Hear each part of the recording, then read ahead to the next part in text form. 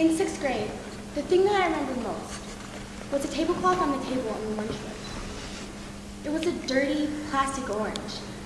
At that time, it seemed the girls must have hung around with the girls, and the guys must have stayed around with other guys. I don't know why. Maybe we were just shy or something. During lunch, the boys would sit at one end of the table, and the girls at the other.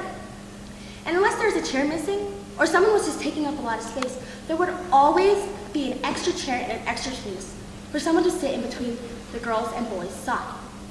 And if you were that poor person who had to sit right in the middle next to the empty chair and empty space, you could never hear what all the girls were laughing about or just talking about.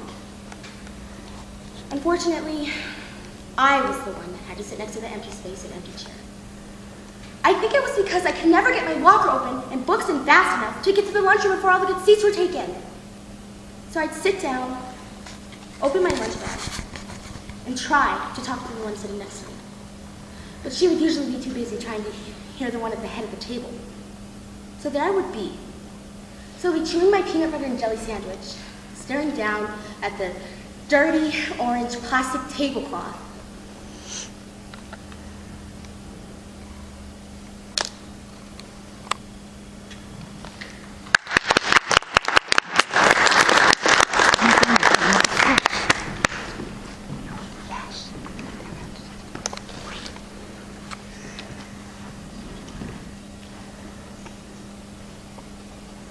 There's only one vocation where every member fits a stereotype, and that vocation is a librarian. Now, librarians are women. They are asexual and frigid. They do wear their hair in buns, and they don't have lips. I believe on the application for librarian's position, it should ask if you can fulfill all those requirements. It must. All I know is they must decide on uniforms together. They wear sensible shoes, prim little jumpers, and pantsuits. Oh, and they'll stare you down if you drop a book. They must get all librarians from hospital wards. They're so pinched and dead. Their only life in their books, rules, and dust. Maybe that's why they all act the same. I mean, what kind of a person would want a job like that?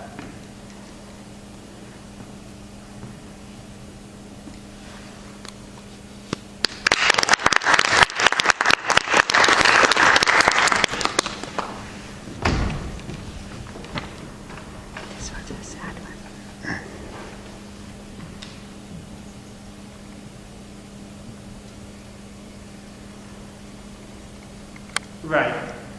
How could he do that? Carl, you stars? Carl, you stirs? Wow. This guy has had almost 200 hits every year since 1962. That would be a lot. Huh. I wonder what ABs are. Sure is a lot of those. Well, they all do. Tigers. Tigers. Pee Wee Reese. Ha. Pee Wee Reese. My mom gave me his baseball cards. For some reason. I saw Mother on the bus today.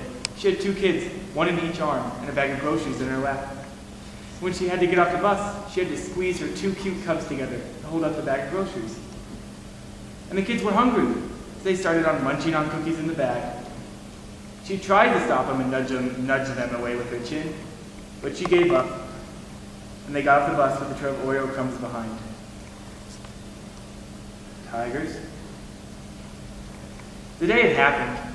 We all went over to Mom's house so we could be together. She made a big lunch, and we ate. There was baked pork chops with apples. That potato salad he hated. No Oreos. We all held it together pretty well until the coffee came out. And then everyone lost control. There was crying, there was praise, there was self-pity, except for me.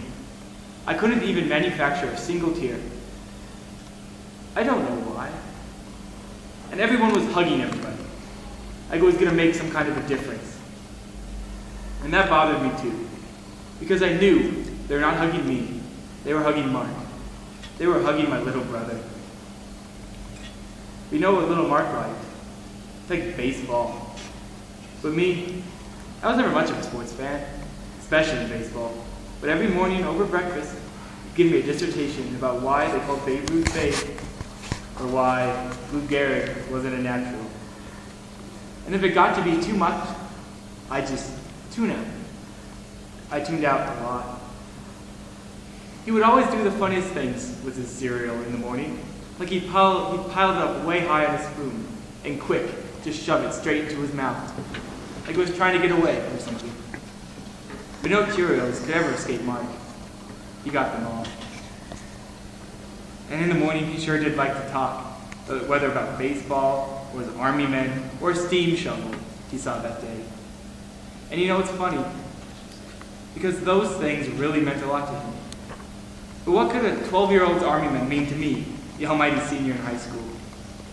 And when I went off to college, I didn't give anything about saying goodbye to Mark. I was never good at saying goodbyes anyway. But I never realized I'd be missing the most important parts of his life, like him liking girls, or math problems. The night of the accident, I went for a walk, and I found myself at a little duck pond. It was dark and very, very quiet.